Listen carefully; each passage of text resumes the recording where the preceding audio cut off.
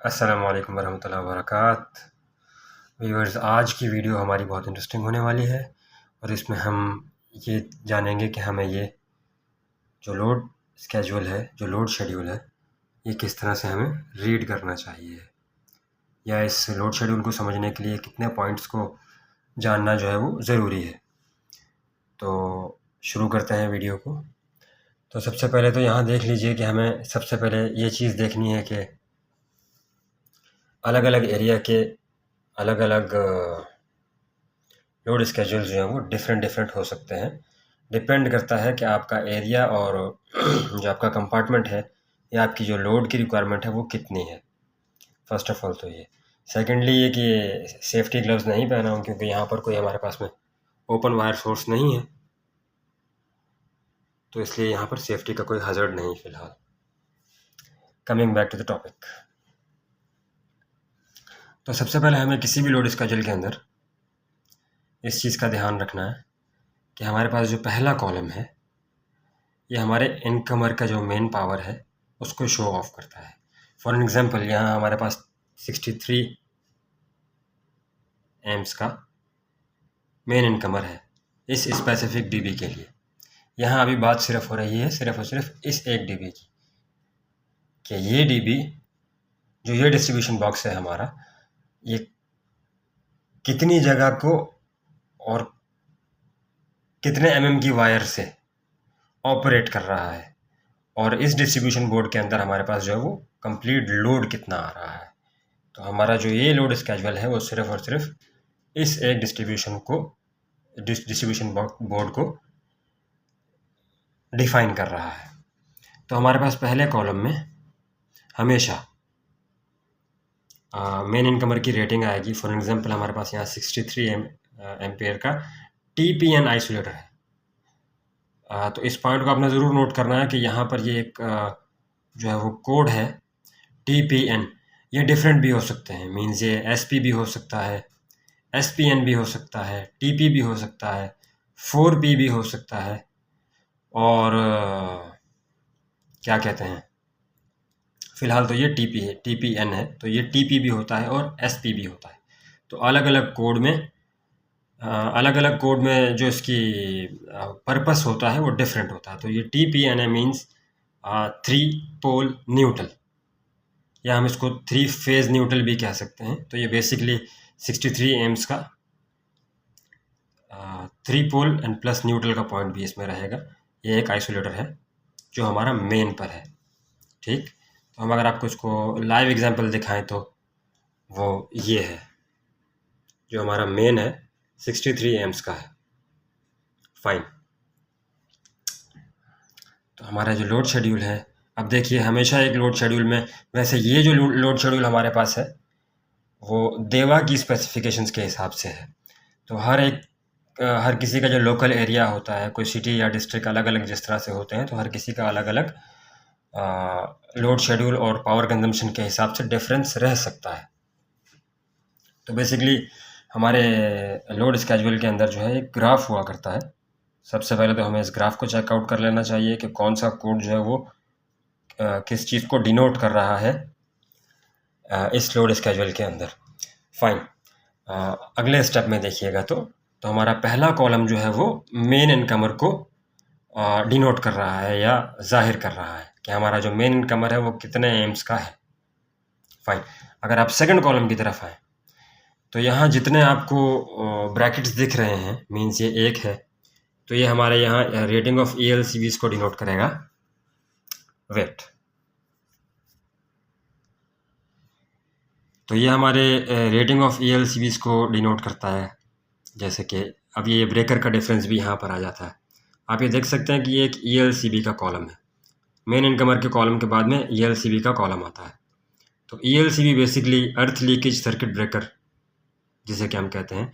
यहाँ हमारे पास में MCBs भी आते हैं, MCCBs भी आते हैं, तो वो ब्रेकर की अलग अलग टाइप्स रहती हैं। तो ये हमारे पास 4 पोल का ELCB है। तो ये कॉलम जो है वो हमारे सेक्शंस को डिनोट करता है कि एक डीबी जो है वो कितने सेक्शंस को ऑपरेट कर रही है। तो यहाँ जितने ELCBs रहेंगे, फॉर एन एग्जांपल 1 2 3 4 5, 6, 7, 8, 9।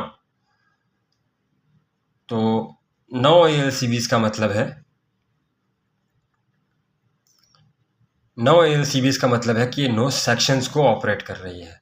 सेक्शंस से मुराद क्या होता है कि अगर एक ELCB हमने यहाँ कनेक्ट की है तो एक ELCB के बाद हमारे पास में ऑप्शन आ जाता है MCB को कनेक्ट करने का।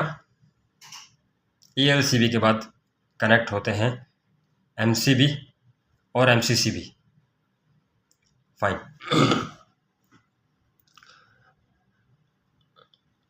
ये 9 सेक्शन जो है वो यहाँ से ऑपरेट हो रहे हैं। फिर उसके बाद अगर हम देख लें तो हमारे पास में ये सीरियल नंबर आते हैं, क्योंकि अब इसके बाद जो कैटेगरी आएगी वो MCB की आएगी, यानी जिसे हम कहते हैं मिनिएचर सर्किट ब्रेकर।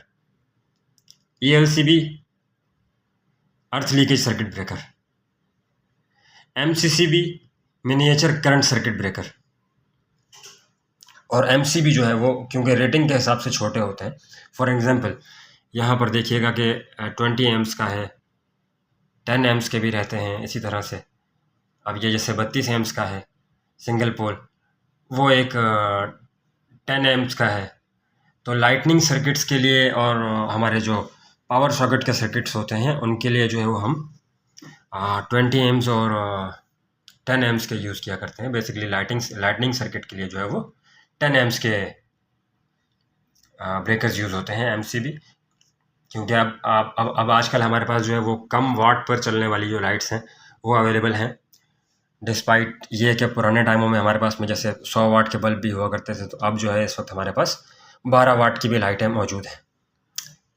तो टॉपिक की तरफ आते हैं वापस।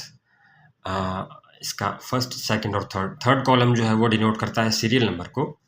फोर्थ कॉलम जो है वो डिनोट करता है इसके सर्किट के कलर को, राइट।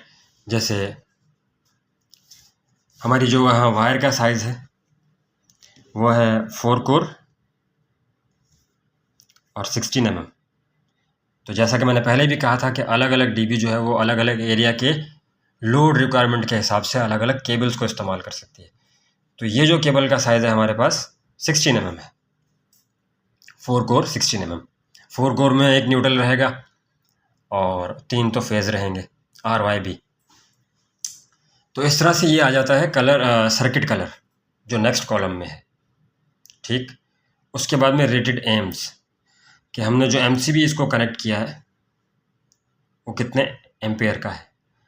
तो ये भी बेसिकली लोड की रिक्वायरमेंट के हिसाब से ही है कि कहीं आपने पावर सॉकेट जो है वो कनेक्ट किया है तो वहाँ पर आप 20 एम्स का लगा सकते हैं MCB। कहीं आपने लाइट्स कनेक्ट की हैं तो वहाँ आप 10 एम्स का लगाएंगे। इस तरह से रहता है, हर एक MCB का अलग अलग साइज़ उसकी लोड कैलकुलेशंस के हिसाब से रहता है। फिर नेक्स्ट कॉलम में आप देखेंगे तो वायर का साइज़ है जो हमने इनलेट पर और आउटलेट पर हमने कनेक्ट किया है। मींस इनलेट पर जो मेन लोड है वो कितने mm की वायर से पास हो रहा है और आउटगोइंग जो लोड है वो कितनी mm की वायर से पास हो रहा है। तो यहाँ हमारे पास जो है वो लाइटनिंग सर्किट के लिए 2.5 mm का वायर यूज़ हो रहा है।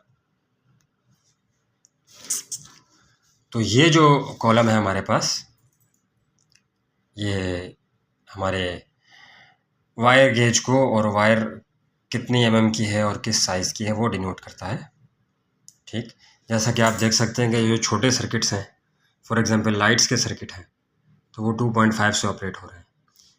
लेकिन जो ये हैं 4 mm का केबल जिसमें हमने यूज़ किया है उसके अंदर हमने बेसिकली जो है वो AC यूज़ किए हैं। फॉर एग्जांपल जैसा कि मैंने आपसे कहा था कि यहाँ पर पूरा ग्राफ रहा करता है, ठीक। तो FCU जिसे हम कहते हैं फ़ैन कॉइल यूनिट, तो ये जो 4 कोर की 4 कोर नहीं यार 4 mm की जो वायर है, सॉरी, उससे हमारे AC ऑपरेट हो रहे हैं। तो ये तरीका होता है लोड स्केड्यूल को रीड आउट करने का और समझने का, ठीक। और इससे पहले मैंने आपसे एक बात कही थी कि यहाँ पर अलग अलग कोड्स इस्तेमाल हुआ करते हैं। जैसे कि यहाँ पर यूज़ हुआ है TPN और यहाँ पर जो कोड है वो हमारा TP है, मीन्स 3 पोल। तो क्योंकि कोई AC जो है वो हमारा सिंगल फेज़ का रहता है और कोई जो है वो 3 फेज़ का रहता है, अलग अलग टनेज के हिसाब से होता है सब कुछ। तो इसी तरह से जो ट्रिपल पोल का जो यहाँ पर ब्रेकर यूज़ किया गया है, ठीक, तो वहाँ पर हमने TP का साइन देखा है कि ये TP है और वहाँ जो है वो TPN है। तो इस तरह से अलग अलग कोड का अलग अलग मतलब रहता है लोड स्केड्यूल के अंदर। और अगर हम यहाँ लास्ट में देखें तो यहाँ वाट कैलकुलेशन भी है कि पर फेज़ कितने वाट यहाँ से पास हो रहे हैं। मीन्स रेड जो हमारा रेड फेज़ है उसमें जो है हमारा 194 वाट्स कंज्यूम हो रहे हैं, Y से कितने हो रहे हैं और B से कितने हो रहे हैं। इसी तरह से इस कॉलम में जो हमारा जो है वो लोड पर सर्किट आ जाता है कि पर सर्किट पर